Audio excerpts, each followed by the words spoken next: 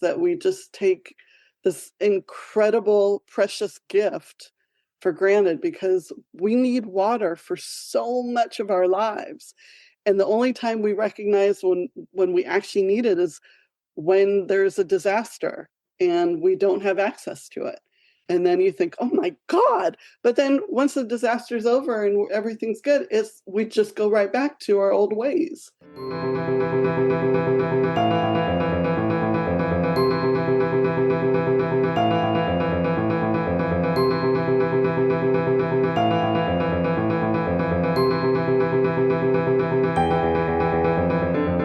Welcome to another edition of the Environment in Canada podcast, a podcast about the environment in Canada by Sierra Club Canada.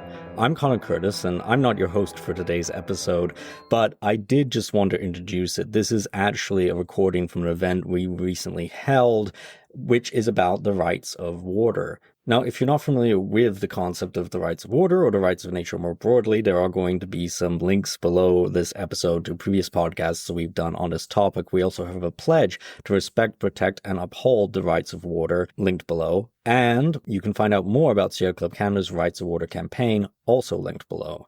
And if you'd like to participate in future events like this, please be sure to sign up for our email list. That link is also at the end of the description of this podcast. But without any further ado, please enjoy this conversation, because what lies beneath the waves shapes everything above them. So welcome. It gives life to people, animals, plants, and every living thing on Earth. We drink it, we grow food with it, we rely on it in ways we often don't even notice. But despite how important water is, it remains unprotected. Across the world, water is being polluted, overused, and damaged. The truth is, much of this harm is caused by the systems we live in and the choices we make. We've been taking from water without giving anything back, but we reached a point where we can't ignore it any longer. Water is not just a resource, it's a living part of the world, and it's time we start treating it that way. This webinar will explore the rights of nature, a growing movement that asks us to see water, land, and ecosystems not as property, but as living beings with rights of their own.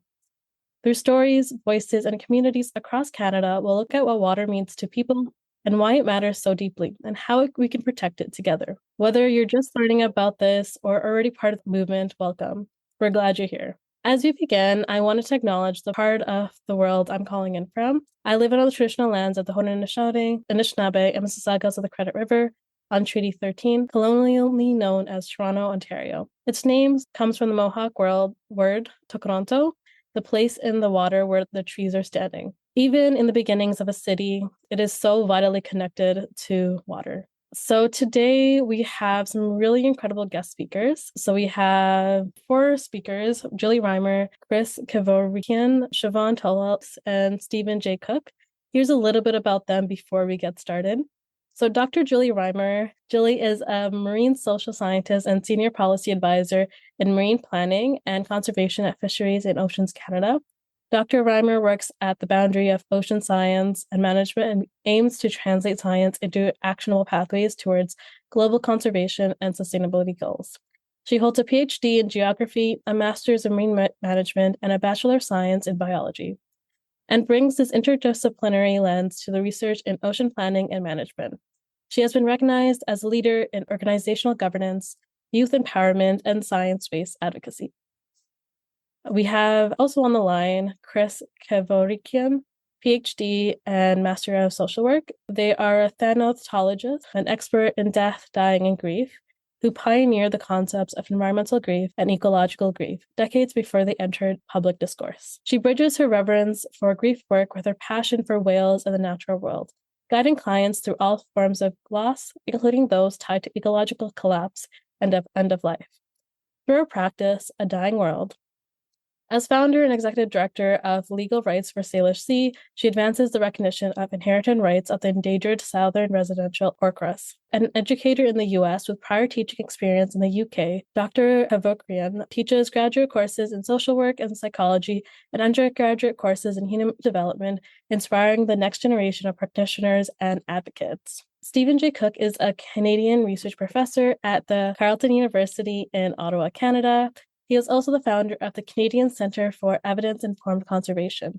He has a diverse interest that spans the natural and social science with a focus on generating and testing solutions for complex conservation problems facing aquatic ecosystem. He is a fellow of the Royal Society of Canada, chair of the Board of Technical Experts for the Great Lakes Fishery Commission, and a clairvoyant, highly cited researcher. And last but not least, we have Chevaun Toulouse, an Anishinaabeg from Sagamok, Anishinaabe, and a member of the Ginuas clan. Chevaun's passion for the environment began in her youth exploring the swamps of her community.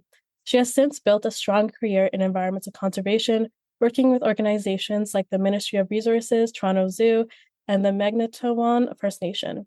She currently serves as Environment and Climate Change Coordinator for Sagamok. Chevaun holds a degree in Indigenous Environmental Studies and Sciences with a joint major in biology honors from Trent University and has led numerous community-based initiatives in research, education, and the Chevaun language preservation.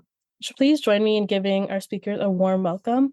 And let's get started. So what we're going to do is I'm just going to ask a question and we're going to do popcorn style. So each of our lovely presenters will be able to say a couple words, say a couple sentences about it.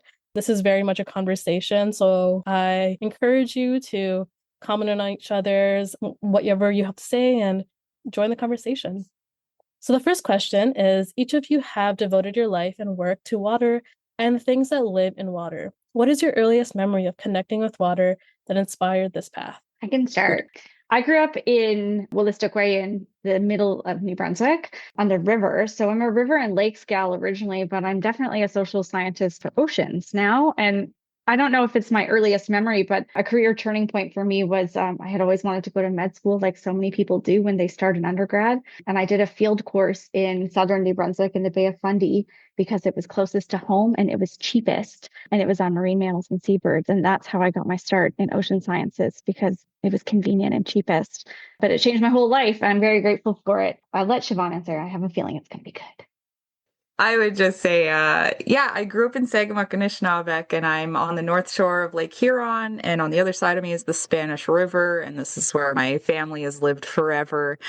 So, and Sagamok's basically a giant swamp, so I feel like I've always been in the wetlands. But growing up, getting to see how turtles interact with their environment and snakes was where it really kicked off for me when I was 4. I started catching them and watching nesting turtles and watching a lot of Steve Irwin crocodile hunters. So it really got my interest in wildlife and water and growing up in my community. And yeah. I was also an early connector. I don't know, I was probably 4 or 5 years old. It was originally playing in the creek. I think we called it the crick. And it transitioned to Saturday mornings when most kids were watching cartoons. I was fascinated by fishing shows. So Bob Azumi helped connect me to fishing. And from there, a love of spending time on the water and so on. And Chevaun, fun fact, I just published a paper with Steve Irwin's son and his wife, ex-wife, obviously. So, yeah.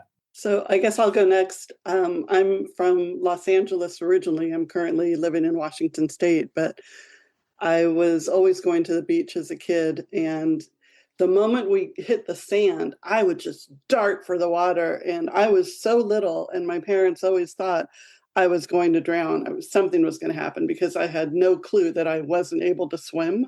I just assumed that once I hit the water, I would. But when I got into 7th grade, that was the first time I saw whales in the wild. And my classmates had to hold me on the boat because all I wanted to do was jump in and swim with the gray whales. And it's pretty much been like that my entire life. So I'm grateful that I've pretty much always been able to live around water. And now I live in Gig Harbor, Washington, and I'm a block away from the Puget Sound. So, and the Southern Resident Orchids just came by recently. So it's pretty fantastic living here. So thanks. Can I reflect only to share that somewhat famously in my family, I fell asleep the first time I went whale watching as a child. So it is my life mission now that I've had a baby of my own to like we were in the ocean 2 days ago swimming because we're not falling asleep whale watching out here. I love that. Thank you so much all for sharing that. I think it'd be also great to understand where some of our context is coming from. So if you could all just share like where you're calling in from, that would be great too, just to let the audience know. I'm in Chevaun in what's known as Halifax in Mi'kmaq. I'm in the traditional and ancestral territory of the Algonquin peoples here in Ottawa. I'm just in Sagamuk-Anishinaabe. It's in Ontario on the North Shore of Lake Huron. I'm calling from Regina, Saskatchewan, Treaty 4, and we are, of course, not near any water. Well, we are the land of thousands of lakes, but not near any ocean water, but very pleased to be here. Thank you. Amazing. Thank you. Kriss, where are you calling in from? Gig Harbor, Washington, on the traditional lands of the Puyallup people. Amazing. Well, thank you. Water truly does connect us all. As we can see today, we're all calling in from different corners of Canada and the United States, which is exciting. So as we go on to our second question, what are the biggest threats to freshwater or marine ecosystems in Canada right now? It could be in the context of your work that you do, your volunteer work, or even things that you've seen in your professional or personal lives. I work in both freshwater and marine systems, but today I'm going to wear largely a freshwater hat because freshwater is often forgotten. When it comes to freshwater, the answer is that the threats are everything and everywhere. And that's because we as humans, are spread across the landscape, and everything we do on land has a trickle-down effect, literally, as water flows downstream. And so whatever we do on land has impacts for what happens in the headwater streams through to larger rivers, lakes, and of course, what ends up pouring into the ocean in estuaries. So the obvious ones are dams or other infrastructure that affects connectivity. We've got urbanization and agriculture and some of the pollution and habitat alteration that comes along with that. Of course, we have invasive species, layer on climate change as the threat multiplier. And really, it's the intersection of all of those things. That is the challenge. It is not one thing. If it was one thing, it'd be pretty easy to really focus our efforts. And that's the problem. It's this complex combination of threats and challenges that are coming at us from all directions, and we are all part of the problem. We're also all going to need to be part of the solution. I'll jump in after that. I'm going to basically ditto what Stephen said, but I'm going to speak from the Southern resident orca's perspective, because the biggest threats are pollution, habitat loss, overfishing, climate change, as Stephen mentioned. The main prey of the southern residents is Chinook salmon, who are declining due to degraded rivers, dams, warming waters, toxins, and then the noise from boats, which makes it difficult for the southern residents to hunt. Essentially, we're seeing that the orca's survival is a direct reflection on the health of our waters. Healthy waters make healthy lives for all of us, not just the southern residents. So thanks. Well, I would say, growing up in my community in Sagamuk, one of the things that kind of faced my community was the pulp and paper mill in Espanola. There was spills from that, and it killed all the fish in our river, and everyone remembers that. It reeked. Everyone in the community remembers when all the fish died. But as Stephen was saying, that happened from the pulp and paper mill, but then we had the Friends of the Spanish River and lots of volunteers and community the Massey Town folks that helped clean our river, and we restocked the fish and that kind of a similar kind of perspective as when I was working for the Toronto Zoo. I tracked turtles in a man-made wetland that used to be a landfill, a dumping site. So I was human, caused, but then also human kind of fixed, because they turned it into a wetland where we could release, endangered turtles and try to help the turtle population. So I'd say, I'm sort of touching on, contaminants in the water, but also, for Blanding's turtles trying to live around Toronto, raccoons have become a really huge problem. I think almost all the ones I tracked are gone. After 2 years of tracking these babies every day, then I find the signal coming from the land, and I can tell a raccoon got them. So I could say tracking freshwater turtles around Toronto was really difficult because of all the raccoons. And then in my community, contaminants in the water. And the newer issue I was dealing with is, even though my community is kind of really, it's pretty far away from any major city, we check for invasive species like Phragmites. And this year we just found a giant wall of island of it that's going to wall off the whole bay. So that's, where everyone's fishing and, our traditional activities take place. So I'm dealing with a lot of invasive species, contaminants, and just all that. Thank you.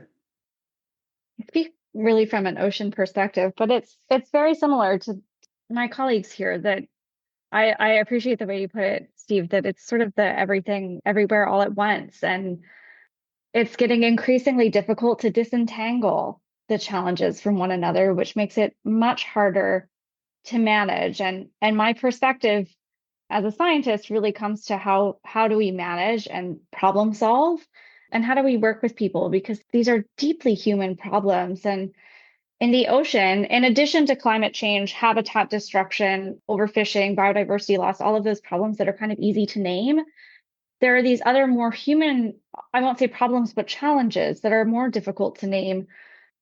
Things like, how do we ask people who have been fishing for generations in a particular place to change the way that they're fishing now? And how do we facilitate or support people through what is really like a transformative shift in the way that you think and that you relate to your culture and for some people, their identity? And that's really challenging. And doing that in a way that respects Indigenous knowledge and respects Western science knowledge and is filled with empathy is getting, well, it's always been hard. I do think, fortunately, we're actually more aware of possibly the right way to do things, but having decision makers invest in that path forward can be very, very challenging. And that's why I'm grateful to see a group of folks like you joining a call like this, because it's a really important time to remember that the Canadian Public Service serves all of the Canadian public, and that includes you. And your voice matters, and your priorities matter, and that's true for all water systems. It's a really important time to be speaking up. I pivoted at the end there, but I do that. Do you mind if I just jump on what Julie was saying? Because I really appreciate that, Julie. You basically articulated all the issues that we're dealing with here when we're working with legislators and others on a bill that we're working on to recognize the inherent rights of the southern resident orcas. And the rights of nature movement is still such a paradigm shift, especially in the US, that we're struggling to help people understand that the laws that we have in place are not helping to support the southern residents or to save them in any way. They're basically made to prevent them from going extinct, although scientists are saying that we're already beyond that tipping point, even though we just had a baby recently. But then Alki, one of our southern residents, recently lost a calf about a week or so ago. And before that, Tahlequah lost a calf late last year around New Year's. And so the population's struggling so much. And when we originally started almost 10 years ago, we focused on recognizing the rights of the Salish Sea. And people were not sure what the Salish Sea was here. They knew the Salish Sea as the Puget Sound. We wanted to say Salish Sea so that we could connect Canada and Washington and help people understand that we're all connected. You know, the southern residents don't see borders like we do. But then we learned that people just couldn't connect with the water. They couldn't connect with the sea. So when Tahlequah lost a calf in 2018, we thought, okay, let's pivot to the southern residents, because as long as the Salish Sea is healthy, the southern residents will thrive. And if the southern residents are thriving, that means the Salish Sea must be healthy. And so it was a win-win situation for all. But unfortunately, people are struggling so much with the concept of, why does nature have to have rights? What does that mean to our rights? As if it's some pie, and if the southern residents get a slice, your slice is less, which we've seen with women's rights, you know, everybody's rights. So I really appreciate that we're having this discussion, because it just is beyond me to think that we're not considering nature in all decision-making capacities, because she's what keeps us alive, right? Yeah, incredibly said, Kriss. Yeah, I think empathy does have like a really big role in conservation. And the fact that you've all brought up very similar threads is really how connected water is and how interweaving all of these problems can be. And Kriss, I like that you mentioned that giving rights to nature does not mean that we're taking away rights, human nature rights as well. So wonderfully said. Our next question is, how do climate change and water scarcity intersect in your work? Given the climate of today's world and the problems that we face, water is really impacted. So I'm curious to know how it impacts all of your works, how it intersects. So in my world, it's asking questions like, how do we plan for a future where the impacts of climate change are changing everything, and in different ways and at different magnitudes and on different scales? And a big one for me is is how do we bring people on board with uncertainty? We are inevitably planning for the unknown. We can make our best guess, and science helps us make that best guess. And Indigenous knowledge helps us look backwards and understand where we might be going. But it is uncertain. And the way that the current government system works does not deal particularly well with uncertainty.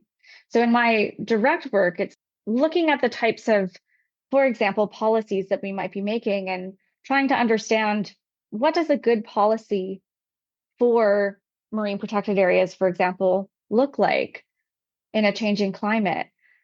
And for something like marine protected areas, how do we deal with that changing climate, knowing that these are lines that we're drawing on a map that tend to be quite static, but oceans are anything but static, even without climate change. But it does touch every part of our work. And like I say, even when we're not talking about climate change, we are still talking about climate change.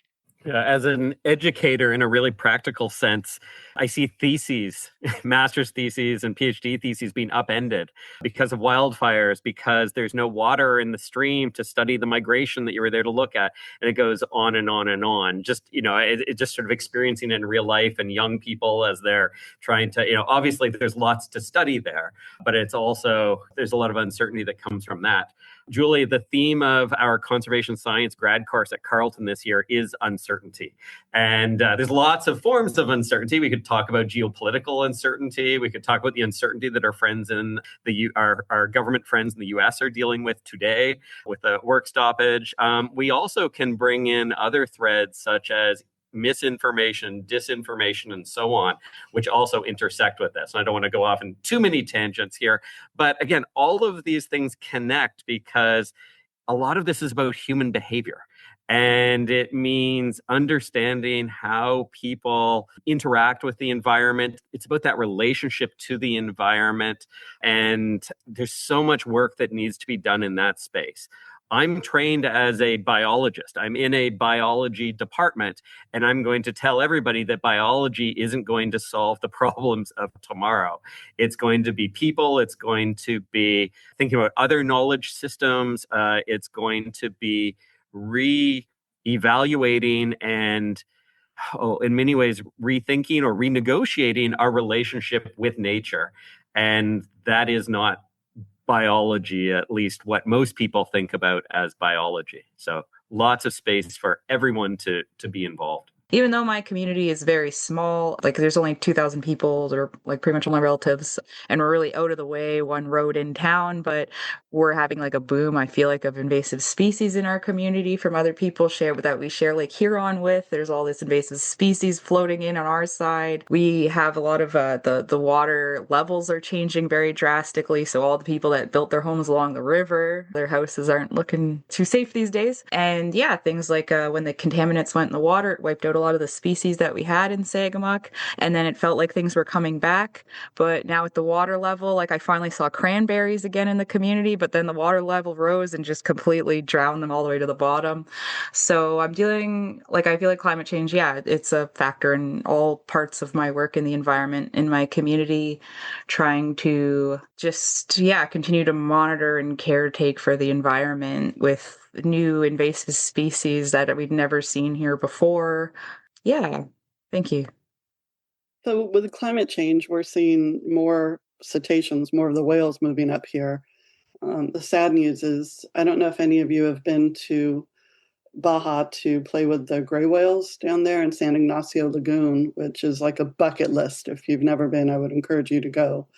It was insane. I went with Orca Network a few years back, and the whales come right up to the boat and basically just love up on you, and you love up on them. And there was one mother who brought her baby, and the baby was like any human baby who wanted attention. And the mother was looking at us like, oh, for God's sake, somebody just watch the baby and let me nap for 10 minutes. Just give me a freaking break.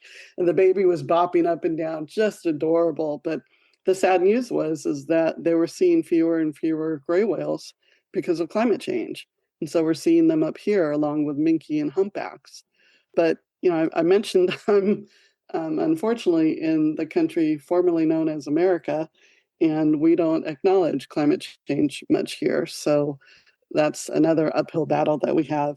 But I do want to recommend people look, I'll post this in the chat, but people are working on ocean rights right now and river rights. And it's beautiful to see that there's more people coming out. Stephen, you mentioned you're a biologist, and I started in marine biology and zoology and ended up in thanatology, which is all about death and dying. And my dissertation focused on the southern residents and coining the term environmental grief as I met with scientists and asked them how they were coping with the decline of the southern residents. And it was fascinating to see their responses because they hadn't really connected how they were feeling with what they were seeing. And when I mentioned this environmental grief term, they're like, oh my God, you put a name to something we've been feeling for so long.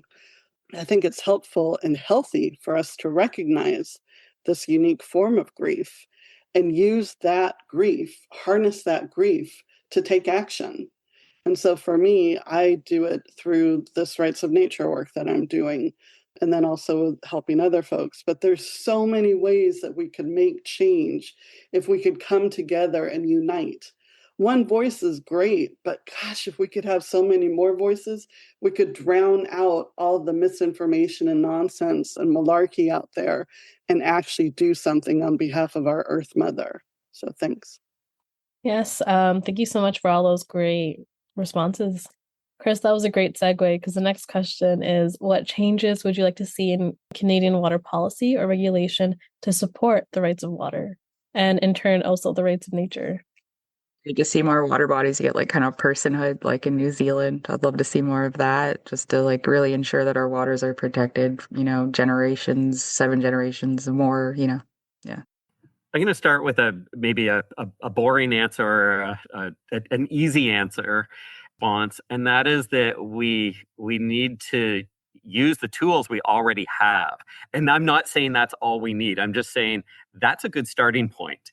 We certainly need to do more, and I love this conversation. I think we certainly need to go there, but we've got legislation, we've got policies, we've got a toolbox, and we're not using it effectively. And that I'm not speaking at the federal level, I'm not speaking at the provincial, territorial. I mean, it's everywhere, it's everyone. And there's all sorts of complex reasons why we cut corners. We're cutting corners right now with development, or it looks like we will be in the coming years to, assert our sovereignty and economic independence. But there always are reasons, and we always do that. We're always trading off economic development for nature, and it's death by 1,000 cuts, and it all adds up. So I would like to see that as a foundation. Otherwise, we're adding in more things that we will just it'll be just like a paper park, right? It'll just be undercut and ignored and dismissed. So we need to use what we've got and then build on that. I totally agree with that, Steve. And I'm really not an expert on the rights of nature, but I cannot wait to read this oceanrights.com link that Kriss has shared. So I can't speak to that in particular, but more broadly, Steve is totally right. Canada is one of the only nations in the world that has specific ocean legislation, and it is a good piece of legislation. It came into force in 1997. We have implemented parts of it in piecemeal, but the legislation is there, and it's up to Canadians to hold decision makers accountable to implementing that legislation in full. And the same goes for climate policy in Canada. There are a lot of very qualified, very talented people in the Canadian Public Service that have spent a lot of time building what should be effective policy that we're struggling to implement, sometimes because of that death by 1,000 cuts that Steve mentioned. But for me, it's a lot about accountability, and I agree that we have a lot of really great tools at our disposal already. And that's not to say it's everything. It's probably still insufficient, and there's some big transformations that we need in government that are very difficult to do. Something I did want to touch on, though, is, and it's something Steve mentioned that is something I hear all the time, that it's economy over environment. And I just want to raise to this group that this is a false dichotomy. And I think that everyone here knows that it is not economy or environment. There is no economy without the environment. And that, for me, is one of the most important messages that has to make its way through. I don't even know what you call it right now. The chaos. And that's a clear message that they are not dichotomous. It is not one or the other. There is no sustainable economy without a healthy planet, period. Sure. Thanks, Julie. Following that, I just want to mention one thing, because we had just had this, but there were a couple of quotes that I really liked. And one was from the Ecuador case with rivers. Court declared, "We cannot forget that injuries to nature are, quote, generational injuries, which are such that in their magnitude have repercussions not only in the present generation, but whose efforts will also impact future generations." And I think that particularly we're missing that. I think we're so in this instant gratification way of living that we completely miss that. And it just reminds me of Ansel Adams, a famous photographer who used to say that it's horrifying that we have to fight our government to protect the environment. I've been saying that for decades, and it's just really getting old. But like I said, we've almost been doing this for 10 years, and it's a lot of education with the community, even with lawyers. When we first started out, we were having quite a few seminars and seminars because we were meeting in person before the pandemic. And environmental lawyers were coming, and they had never heard of the rights of nature. So it was kind of a new thing for them as well. But we've had some success in the fact that we've gotten proclamations from various cities and counties in Washington state. We've had 5 cities and 3 counties actually support proclamations recognizing the inherent rights of the southern resident orcas, but those are non-binding. Those don't hold any legal weight. I agree with what Stephen was saying. We really need to work on what we have, and I'd like to see the laws and everything building up to rights of nature, so that we can actually, it's changing our view of seeing nature, land, water as a resource to seeing that they have their own individual rights. So it's a bit of a paradigm shift, and it can be challenging. Ideally, what we're working on is a bill, it's a law, and it's challenging because there is this sense of profit over planet, again, because it's easier. We've been doing it this way for so long, it's easier. We're fighting right now with an energy company that wants to put turbines in the critical habitat of the southern resident orcas. And there are so many alternatives to this, and yet people are just like, no, this is easy. Yeah, it's going to cost a lot, but this is what we do, instead of thinking outside the box a bit. And we do that in pretty much everything we do in building. We're still building the same way we did, in the past century. So it's just really shifting everything to a new paradigm. And one that is going to be saving all of us, not just nature, but also reminding us that we are part of nature and not separate from her. Any sort of legal reform like this will only happen with significant public pressure, or as Zara, and I'm sorry if I'm mispronouncing your name, says in the chat, solidarity and resistance. This is a paradigm shift. It's a different way to think about our relationship with nature and how we value nature in our governance structures. And for me, I don't believe that will happen without significant public pressure, which also means breaking down that pie sharing sort of way that people think about rights, sort of have and have not, rather than rights for all, including nature. Yeah, for me, it's about that connection. And I think people have lost the connection to water and aquatic biodiversity, and they forget how much we need it, how much we're part of it. And if this is yet another way to tell that story, to draw those connections, I think that's really where the win is, to have people pause and think about what water means to them. So the awareness part of it, I think we do need those conversation starters with average Jane and Joe. We need those. They're so essential. Yeah, it's that's foundational, because we need those people to think about how they vote, how they consume, how they interact directly with nature, and that part's missing. So I'll also add that it really needs to be a full court press. A lot of the stuff we talk about, community action, absolutely, we need grassroots, bottom up, but we also need top down, and we need those things to come together in meaningful ways. Individual communities working in isolation will reinvent the wheel over and over again and become exhausted and, bang their head against the wall. Similarly, decisions that come solely out of the nation's capital aren't going to be relevant to different communities. So finding that way to share what works and scale it up or scale it down, depending on the context, I think that's a challenge, particularly in a multi-scalar, multi-level governance system, which we're embedded within, for better or for worse. So. Can I just add one quick thing about that? This discussion just reminds me of that song Big Yellow Taxi by Joni Mitchell, where she sings, "Pave paradise, put up a parking lot." And in Death and Dying and the grief and loss work I do, we always grieve what we no longer have.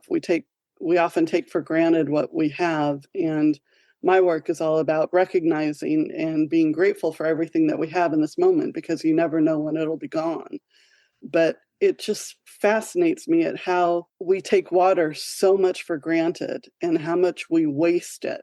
And it's gotten to the point where if I'm watching television and someone has the tap on and they're talking and the water is just flowing down the drain, I start yelling at the television. It sort of drives me bonkers that we just take this incredible, precious gift for granted, because we need water for so much of our lives. And the only time we recognize when we actually need it is when there's a disaster and we don't have access to it. And then you think, oh my God. But then once the disaster's over and everything's good, we just go right back to our old ways.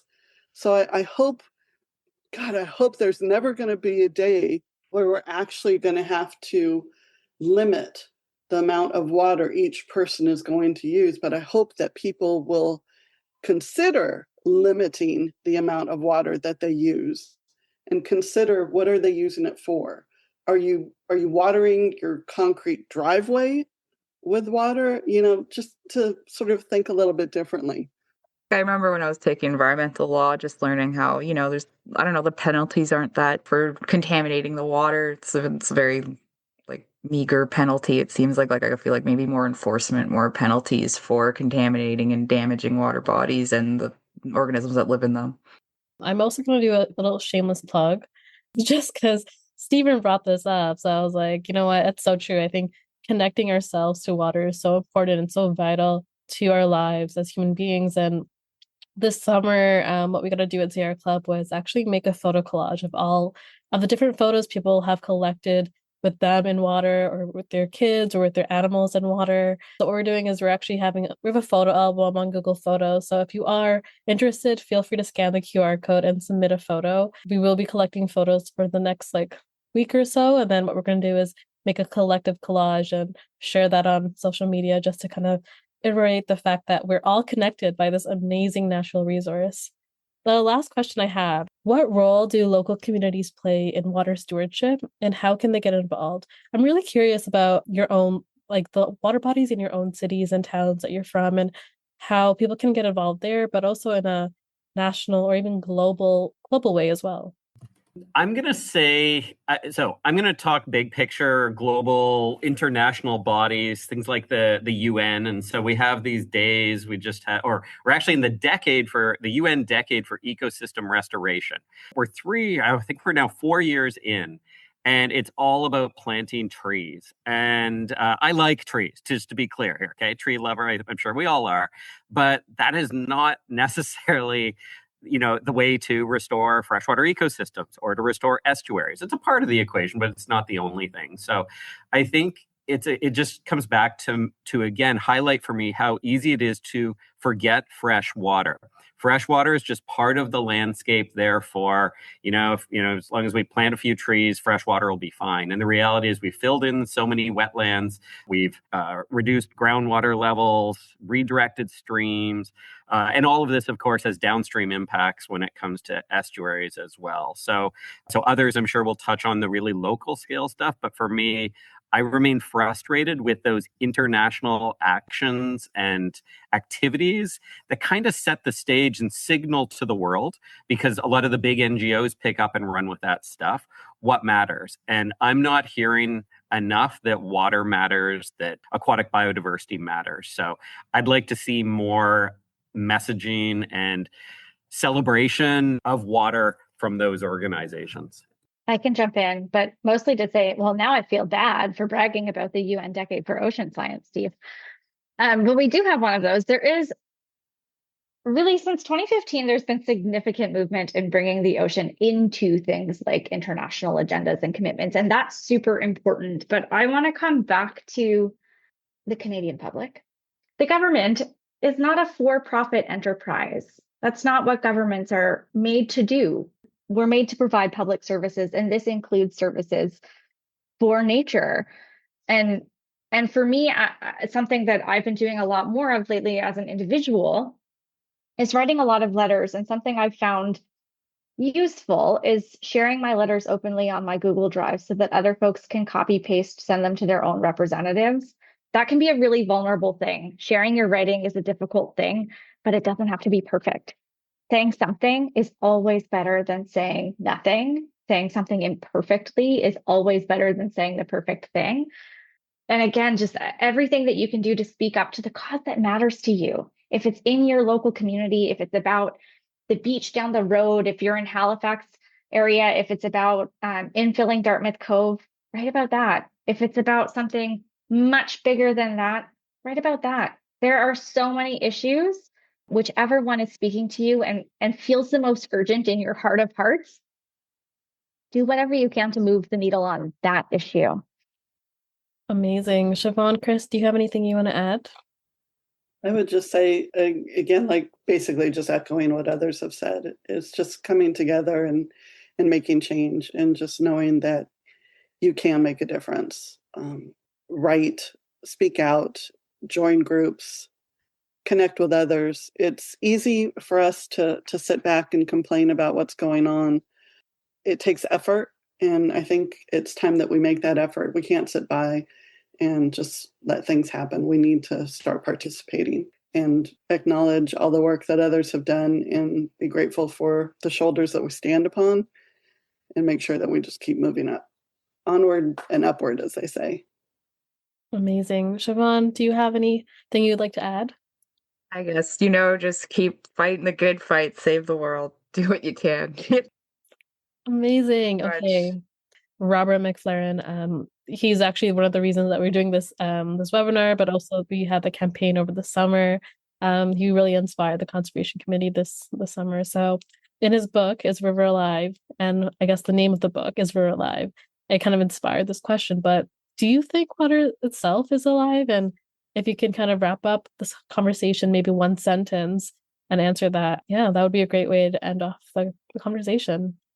I think it's full of life. I've gotten to work in wetlands and swamps, and at least I used to just think the swamp was just a stinky, place I didn't want to be. But when I got to work in it every day, I got to see it's full of life. I had beavers swimming past my legs. I had turtles. I saw all the insects in the water. I saw the way everything interacted together. I got to see how everything was connected when I worked in the water, and it just basically guided my life path. Like, I didn't know what I was doing until I got that gig, and it's what I'm going to do the rest of my life. That's so wholesome. I suspect there's no one in this group that would argue that water is anything but alive. And in so many different ways, it intersects with our entire way of living on this planet, where it truly is a blue planet. Before we wrap up, I also did just want to give a quick shout out. It's so nice to see Sierra Club in action. I should have put in my little bio at the top that I am a former president of the Sierra Club. So I'm deeply biased in the work that you do, but share more QR codes and the things that you're doing. This has been really, really lovely.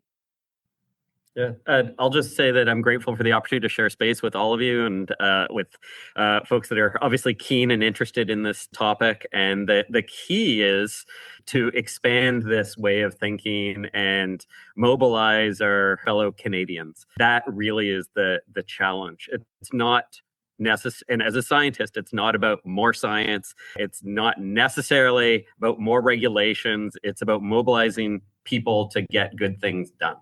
I'd like to just add that it's about all of us, not just the Canadians, not just Americans, but all of us. And I appreciate what Stephen's saying, because it's that thinking, that saying from way back when, think globally, act locally.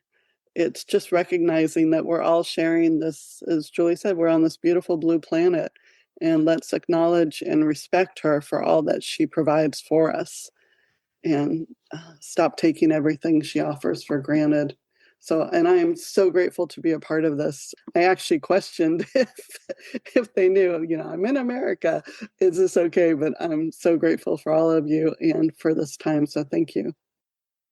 Amazing. Thank you all so, so much. Thank you so much for all of our participants for joining us. This project is made possible through the generous support of donors. If you'd like to continue supporting the work we do, we invite you to become a giver. Please visit sierraclub.ca to get more information about what we do and how you can get involved. We're always looking for volunteers too. Your contribution helps us empower people to be leaders in protecting, restoring, and enjoying healthy and safe ecosystems. Thank you all again for being here and being part of this important mission.